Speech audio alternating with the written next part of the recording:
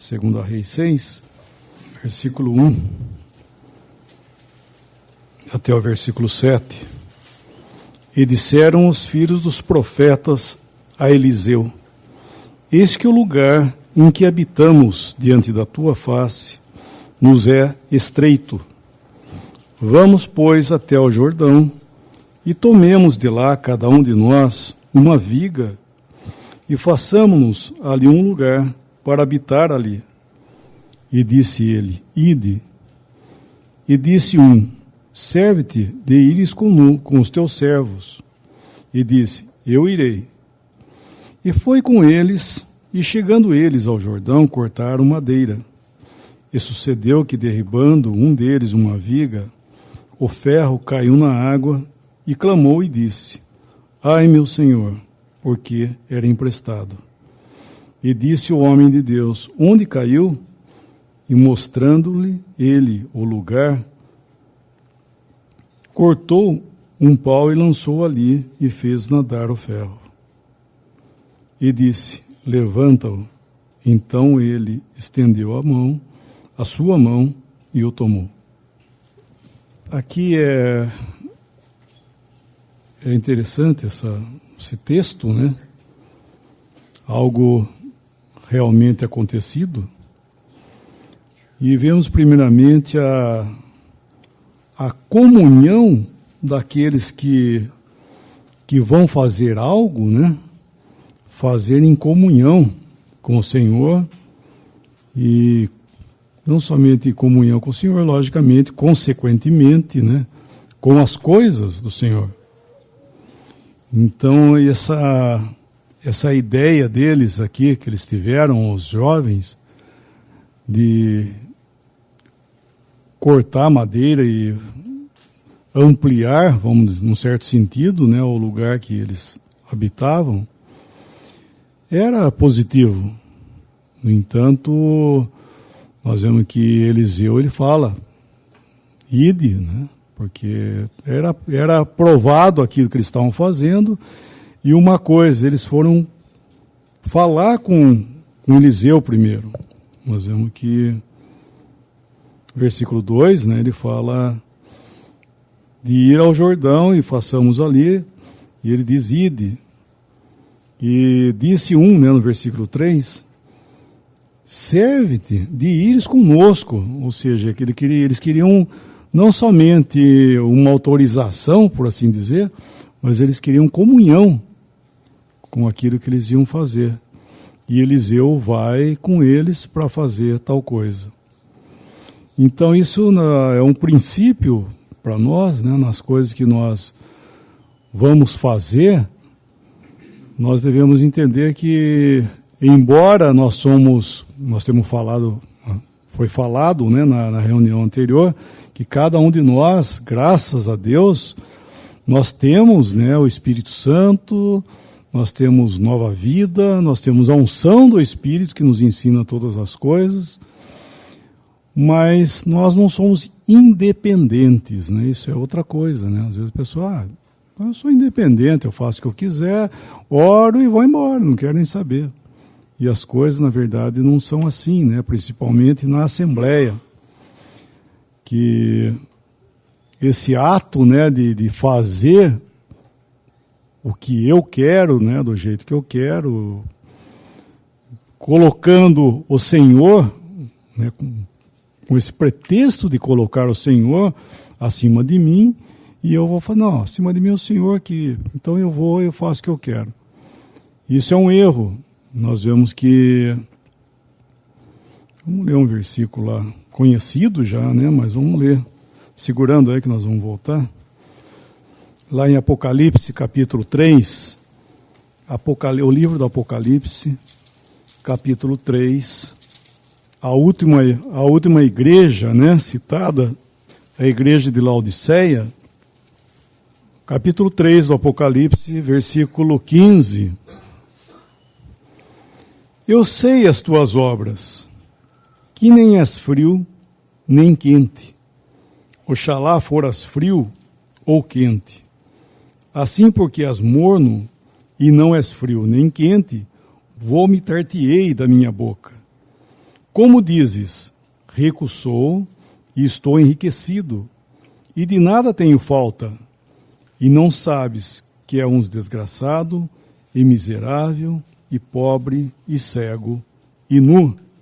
Aconselho-te que de mim compres ouro aprovado no fogo, para que te enriqueças, e vestidos brancos, para que te vistas, e não apareça a vergonha da tua nudez, e que unja os teus olhos com colírio, para que vejas.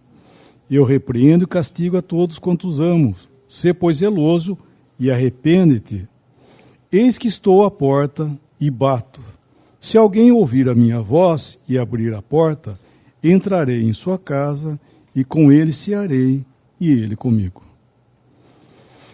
Aqui ele não está falando de indivíduos, né?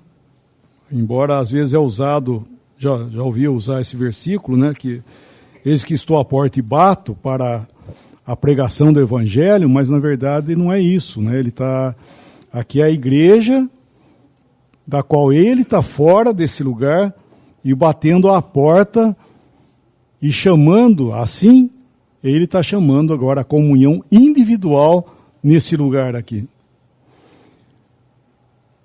O Senhor fora desse lugar, nós vemos que o estado que eles estavam não é de humilhação, e sim pelo contrário, nós vemos que o que levou, onde chegou, né, como diz no versículo 17, eles diziam de si mesmos, rico estou enriquecido, tenho abundância e tá tudo bem, tá tudo. Isso nós estamos falando de coisas espirituais, né? Mas o Senhor está olhando, o Senhor está dando um testemunho completamente contrário àquilo que eles estavam pensando de si. Nós vemos que o Senhor fala desgraçado, pobre, cego, nu. E o Senhor tinha todas as coisas para dar a eles, para que eles realmente se enriquecessem, né? Ficassem, tivesse tudo do Senhor, porque o Senhor tinha todo o recurso. Mas nós vemos que aqui chegou um estado, né, até esse último estado do testemunho do Senhor na terra, nós vemos que ele chegou num estado tal que não existe a oitava igreja, né? Para na sétima e não tem a oitava. Porque aqui não tem mais restauração. Chegou num ponto tal que não tem mais restauração. O Senhor está fora desse lugar, eles tomam o nome do Senhor, mas o Senhor não está. Então isso é para vergonha, né, desse estado, né? Nós devemos ter ciência que o Senhor não está ali. Ele está batendo a porta e chamando individualmente quem, né, ouvir a minha voz e abrir a sua porta, a porta da sua casa, e cearei com ele. Então isso é chamado individual. E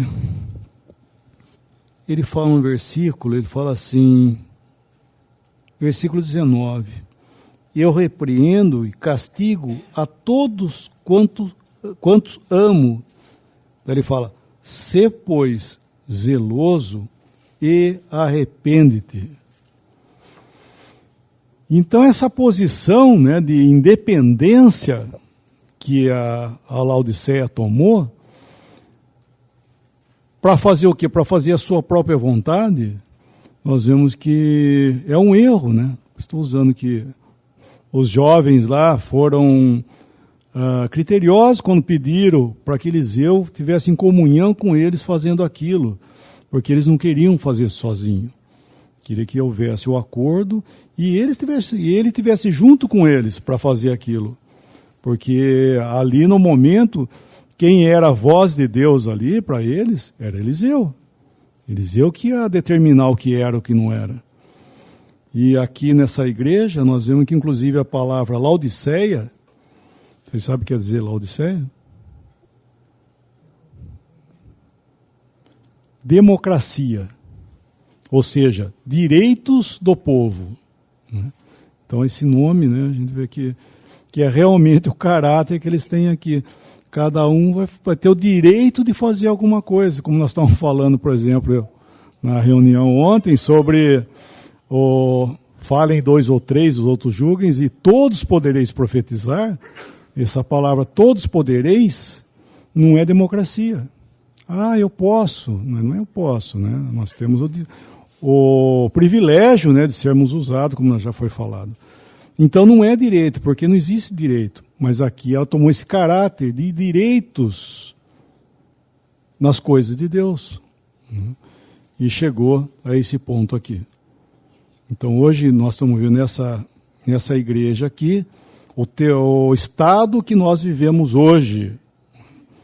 O Senhor buscando arrependimento. Um arrependimento com zelo nas coisas de Deus. Então, voltando lá no nosso capítulo, lá em Reis, 2 Reis 6, versículo 4. E foi com eles. 2 Reis 6, 4. E foi com eles, Eliseu foi com eles, e chegando eles ao Jordão, cortaram madeira. Eles iam usar isso aqui para edificar o pretendido, né? Que era colocar um lugar para que eles ficassem. Nós lemos alguma coisa ontem, gostaria de ler outra vez em 1 Coríntios capítulo 3. 1 Coríntios 3, a partir do versículo 10. Segundo a graça de Deus que me foi dada, Paulo, né? Pus eu, como sábio arquiteto, o fundamento e outro edifica sobre ele. Mas veja, cada um como edifica sobre ele.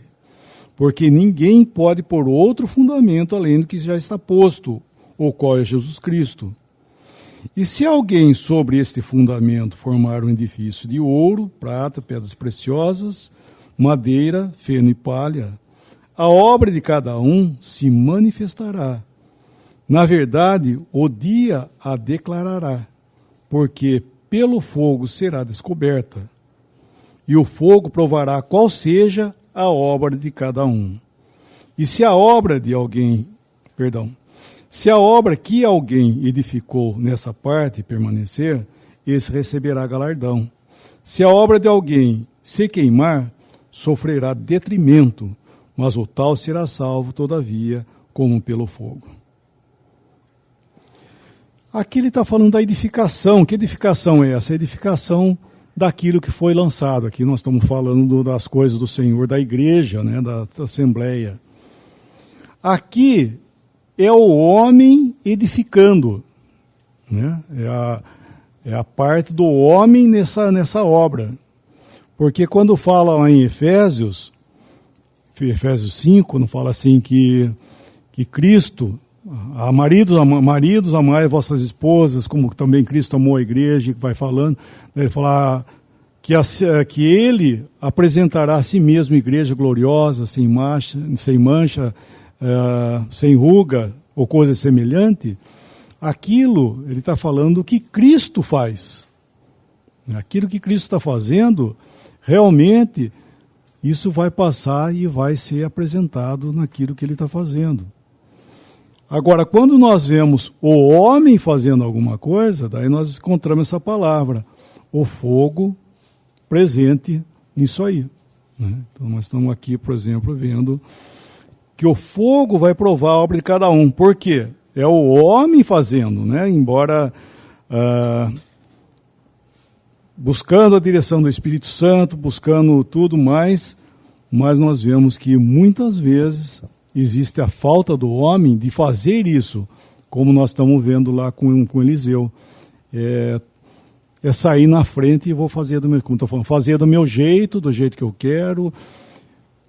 Mas eu estou fazendo sobre o fundamento. Tá, mas o que você está fazendo? Aqui ele fala de materiais que estão sendo edificados. O fogo vai provar o quê? Nós vemos esses materiais aqui no versículo 12, nós vemos que aqueles que passam pelo fogo e saem do outro lado, por assim dizer, e outros passam pelo fogo e não saem. E nós vemos que no caso de madeira, ó, o que permanece na prova do fogo, nós vemos que pedras preciosas, prata, ouro, essas coisas, passam pelo fogo e está tudo bem, não tem problema nenhum. O ouro, inclusive, ele é refinado, né, pelo fogo. Não só o fogo, mas o tratamento, mas o fogo que vai fazer. A prata, a mesma forma. Agora, madeira, feno, palha, passou pelo fogo, vai sobrar o quê? Cinzas. E nós vemos que aqui, que dá para entender aqui, que não existe galardão para cinza, né? Não vai ter galardão para cinza. Então, nós devemos ver o que, né? Aqui ele está falando o que. E essas coisas que nós estamos encontrando aqui, nós vemos que o que seria, o que é isso? Eu estou edificando, né? Mas o que é isso? É madeira, feno, palha? O que eu vou fazer para saber o que é isso? Nós vemos que aqui ele está falando, logicamente, da Assembleia, né? Que é a Igreja de Deus na Terra, né? Que é a verdade. Inclusive, irmãos, a Assembleia é o lugar onde que o Senhor está. É Ele que fez, Ele que preparou. O irmão citou lá, leu agora há pouco, Lucas 22, né, que eles perguntaram onde, Senhor, que nós vamos preparar a Páscoa. O Senhor falou onde era. Eles chegaram lá, na verdade, era um lugar pronto já. Estava tudo pronto. Eles apenas prepararam a Páscoa. E depois o irmão não leu o versículo, mas o próximo versículo diz assim: chegada a hora, pôs-se Jesus à mesa. Ou seja, diante daquele lugar onde todos estavam ali em Jerusalém, iam celebrar, né, esse memorial, mas o Senhor ia estar só num lugar, que era esse lugar que Ele determinou onde que era. Então existe uma diferença muito grande entre aqueles que se reúnem ao nome de Jesus e aqueles que são reunidos ao nome de Jesus. Uma diferença muito grande, né? Nós também, nós reunimos, né? Mas são pessoas que se reúnem. Está errado, não é isso. Lá em Mateus 18, 20, fala, onde estiverem 2 ou 3 que foram reunidos por Ele nesse lugar. Não, eles foram lá e se reuniram e o Senhor tem que vir. Isso é diferente, a diferença é muito grande. Então aqui nós vemos que esse lugar, porque lá em Timóteo, gostaria de ler um versículo em Timóteo, só para esclarecer um pouco, estou dizendo aqui um pouquinho só. Ele fala em Timóteo, eu acho que é 1 Timóteo, capítulo, Paulo a Timóteo 3, 14 e 15. Escrevo-te essas coisas, esperando e ver-te bem depressa. Mas se tardar, para que saibais como convém andar na casa de Deus, que é a igreja de Deus vivo, a coluna e firmeza da verdade. É onde sustenta, né, nós vemos coluna, né, nos fala de um edifício. O edifício tem suas colunas, onde que sustenta o edifício, né? E isso é assembleia. Isso não está falando só da profissão cristã, né? Ele está falando da assembleia. Então, esse lugar onde Cristo está, a verdade está ali. Não é que nós levamos a ver, nós fomos reunidos para isso, né? Ao nome dele, e nesse lugar é onde que existem, né, as verdades, resumindo a palavra, a verdade que é composta de tantas verdades, né, tantas maravilhas. Então, esse lugar é onde nós, em Coríntios, estamos encontrando que veja bem cada um como edifica. Por exemplo, Na reunião de ministério que nós estávamos falando ontem, falem 2 ou 3, e os outros julguem, né, necessidade do julgamento. E ele fala para que todos sejam edificados, consolados, né? As almas, né, numa assembleia, elas são edificadas por aquilo que elas ouvem. Não é verdade? Nós estamos aqui ouvindo hoje a palavra de Deus e nós estamos sendo edificados. Sempre é assim, toda reunião é lida uma coisa e é falado. Então aquele que faz isso, por exemplo, estou falando só do ministério, né? Mas é uma coisa muito importante, veja bem o que você está falando, por assim dizer, né? Paulo está falando, veja o que você está falando, porque você está edificando as almas das pessoas por aquilo que você está falando. Então o critério, o Lineu chamou bem a atenção, de aqueles que ensinam, esmere-se no fazer, porque chegar aqui e inventar coisa para falar, não, tem que saber, primeiro você tem que saber o que você está falando, né? Porque você vai edificar as pessoas por aquilo que você está falando, ou seja, vão acreditar no que você está dizendo, né? E porque se não houver o julgamento, se não há algum problema nesse sentido, vamos dizer, se é que eu posso dizer problema, né? A doutrina vaza e as almas são edificadas. Edificado com o quê? Com madeira, feno e palha. O Senhor vai socorrer, por assim dizer, aqueles que ouvem, mas aquele que faz, ele passa pelo fogo. E muitas vezes, irmãos, esse dia que declara aí, não é somente o dia lá que nós vamos estar no tribunal de Cristo, que também é, mas muitas vezes aqui o Senhor dá umas peneiradas, né, por assim dizer, para julgar a nossa obra, né, aquilo que uma assembleia está fazendo, aquilo que pessoas, que irmãos estão fazendo. Então ele passa por problemas, muitas vezes uma assembleia, ou a pessoa passa, o Senhor dá um chacoalhão e poder queimar aquilo que está errado e limpar as cinzas para que ele comece a fazer com mais critério. Então lá, voltando lá no nosso capítulo, nós vamos encontrar um detalhe mais, né? Lá em Reis, versículo 5. E sucedeu que, derribando um deles uma viga, esse ferro aqui é um machado, né, irmão? É um machado que ele estava usando para cortar as árvores, né, as vigas. Outra vez, versículo 5. Sucedeu que, derribando um deles uma viga, o ferro caiu na água. E clamou e disse: ai, meu Senhor, porque era emprestado. Aquilo que ele estava usando para construir é algo emprestado.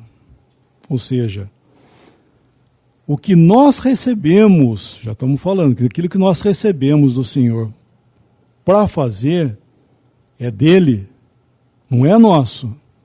A verdade não é nossa, a verdade é dele. Vamos dizer, ela está emprestada.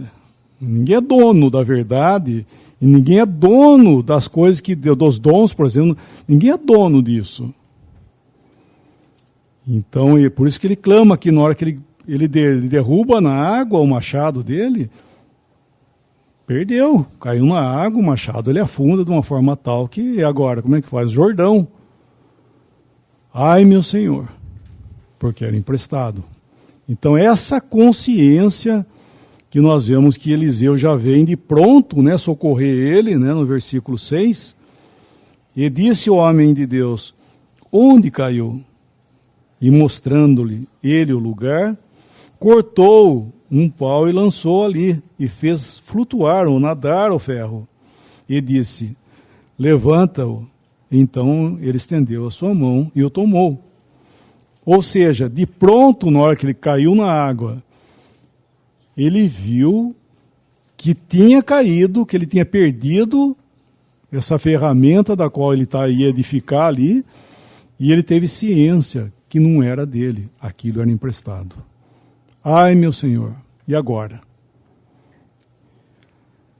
Aqui nós vemos que em Eliseu, o que ele vai fazer aqui, é a graça de Deus que restaura. Por isso que ele corta um pau, diz aqui, que ele cortou um pau e lançou ali no lugar e fez flutuar o ferro.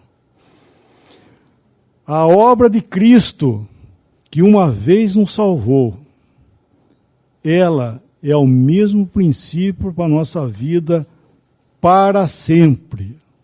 Para sempre vai ser o princípio do qual nós devemos tratar com Deus. Versículo, segurando aí, versículo lá em Efésios capítulo 2, versículo 8, 9, 10. Efésios 2, 8, 9 e 10. Porque pela graça sois salvos. Efésios 2, 8, 9 e 10. Porque pela graça sois salvos por meio da fé. E isto não vem de vós, é dom de Deus. Não vem das obras, para que ninguém se glorie.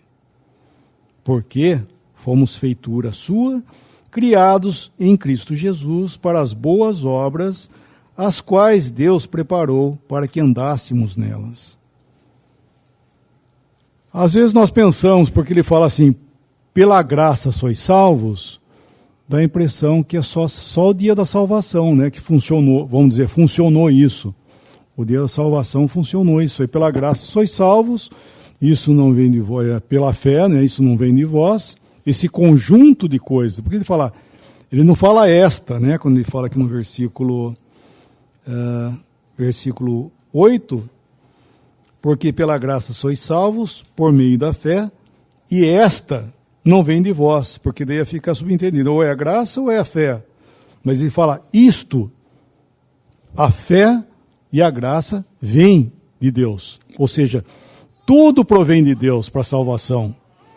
Então nós pensamos que isso aqui foi lá no dia que eu fui salvo, que aconteceu isso, e não foi de obras, para que eu não me gloriasse, e ficou lá atrás, o dia que eu criei, aconteceu isso aqui. Mas aqui, na verdade, é um princípio de Deus para nós. Esse não de obras é para sempre. A mesma graça, fé, que não vem de nós, e não de obras, é um princípio de Deus, não de obras. E aqui na restauração, cada queda, cada falha que temos, e porque temos mesmo, é o mesmo princípio de Deus que vai fazer. Porque muitas vezes nós pensamos, porque eu já sou salvo, eu já tenho conhecimento, eu já isso, já aquilo, então quando eu caio, eu vou ter que fazer alguma coisa.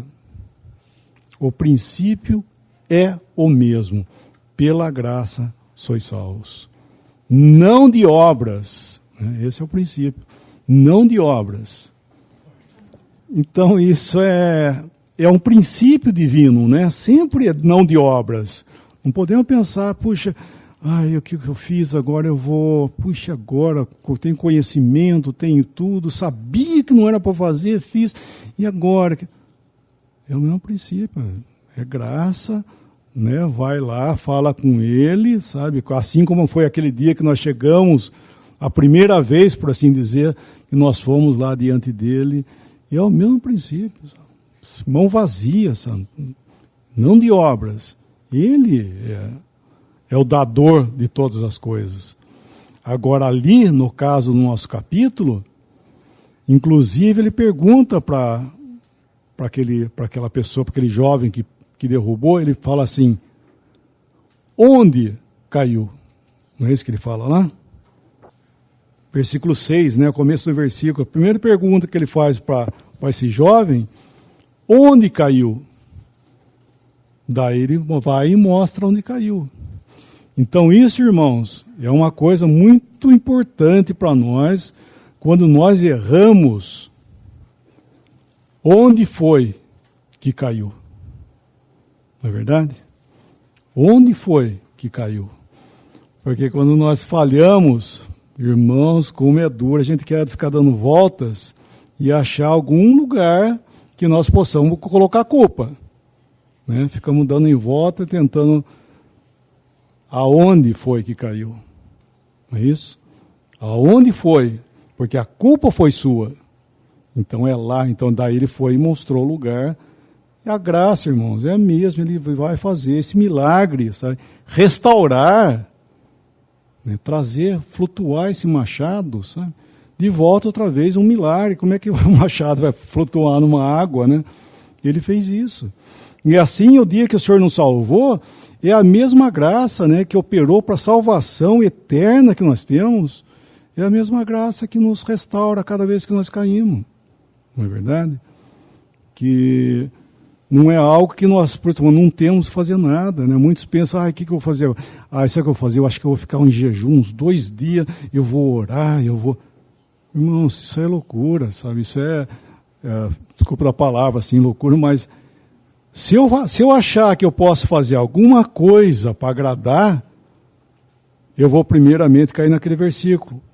De obras, não de obras. De obras, né? Vai cair lá contra o versículo. E pior de tudo, eu vou estar dizendo para Deus que a obra de Cristo não foi suficiente para me restaurar. Não é verdade? Se eu disser que eu tenho que fazer alguma coisa, seja lá o que for, eu estou dizendo para Deus que Cristo, que a obra dele não foi suficiente. Então, como é sério, né, nós tomarmos a palavra de Deus tal como ela é, os princípios básicos de nossa relação para com Deus. Então vai e fala com Ele. Que foi o que aconteceu, lembrar desse detalhezinho também, que quando o povo de Israel saiu o povo de Israel do Egito, eles entraram no deserto, né, vocês lembram dessa passagem? Entraram no deserto e logo eles murmuraram porque não tinha água. E começaram a falar, mas tira nós de lá do Egito para matar nós aqui de sede. Daí Moisés foi e orou ao Senhor, o que ele ia fazer? 3 milhões de pessoas, mais ou menos, lá, sem água. Onde é que vai arrumar água no deserto para dar? O Senhor falou para Moisés, pega a vara que você feriu o Mar Vermelho, fez os prodígios no Egito, vai, pega a rocha e fere a rocha, e ela vai dar água. Ele foi lá, pegou a vara e ela deu água, e o povo bebeu. E assim foi. Foi bebendo aquela água que fluía, e a água seguia eles, a rocha, como diz, a rocha seguia eles no deserto. E daí, nesse meio tempo, Deus instituiu uma ordem em Israel com respeito à adoração. Escolheu a tribo de Levi para ser o sacerdócio das coisas de Deus, escolheu a família de Arão para servir como sumo sacerdote, e isso foi com eleição. Que cada família pegou uma vara, né, e levou lá, quando foi eleger quem ia ser o sumo sacerdote, cada família das 12 tribos, cada um levou uma vara.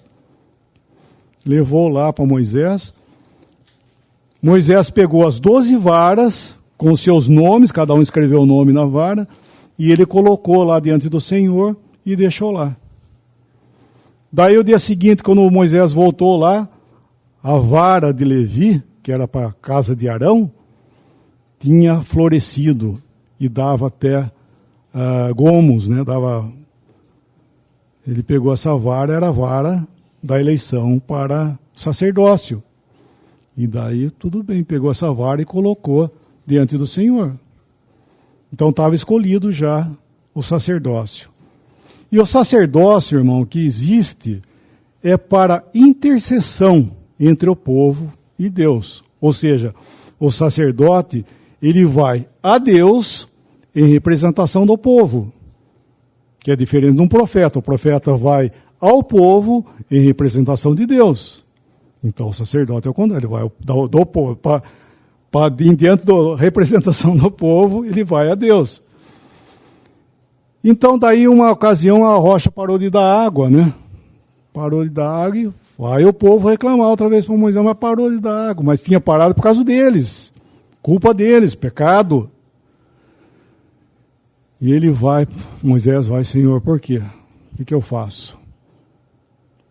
O Senhor falou, vai, pega a vara de Arão, que era a vara de misericórdia, pega essa vara, vai diante da rocha e fala para a rocha. Falai a rocha, e ela vai dar água. Só isso. Ele vai lá, pega a vara, só que ele chega lá, daí ele pega a vara dele e bate na rocha outra vez, 2 vezes. Seus rebeldes, ele fala, porventura não dará essa rocha. E bate na rocha. A rocha sai água. Só que Deus reprova completamente ele. Fala, por causa que você fez isso e não me glorificou diante do povo, você não vai entrar na terra da promessa. O que ele tinha que fazer? Pegar a vara de misericórdia, a vara do sacerdócio, ir lá e falar só para a rocha. Porque a rocha já tinha sido ferida. Ou seja, para nós hoje o que é isso? Cristo morreu uma vez, como Hebreus fala, uma única vez Cristo morreu pelos pecados. Uma vez só ele deu. 7 vezes em Hebreus fala uma vez. Único sacrifício, isso, 7 vezes. Então o que nós precisamos? Parou de dar água? Por nossa culpa, não por causa da culpa. O que eu vou fazer? Fala com ele. Né? O que ele fez aqui. Ai, meu Senhor. Era emprestado. Onde caiu? Aqui. Né? Ele falou. Daí a graça vem. Essa mesma graça vai restaurar. E assim nós, irmãos, nós temos que entender isso, que o Senhor já morreu por nós, já deu a vida dele, nós não precisamos fazer nenhum, não é necessário nenhum sacrifício a ser feito, e tampouco nós também fazer alguma coisa. Algum problema? Vai lá. Fala com ele, porque hoje ele é o nosso sumo sacerdote diante de Deus. Acheguemo-nos com confiança junto ao trono da graça, para acharmos graça, né, em ocasião oportuna. Então, esse jovem aqui, nós vemos que ele foi restaurado, se é que eu posso dizer assim, daquilo, o seu erro, né, porque ele escapou da mão dele, a responsabilidade dele era segurar aquilo, caiu, mas amém, sabe? Não está perdido. O Senhor pode restaurar e trazer. E com isso nós vamos ver que quando nós erramos, que quando existe um verdadeiro, podemos dizer assim, um verdadeiro arrependimento, existe mais valor por aquilo que o Senhor colocou em nossas mãos.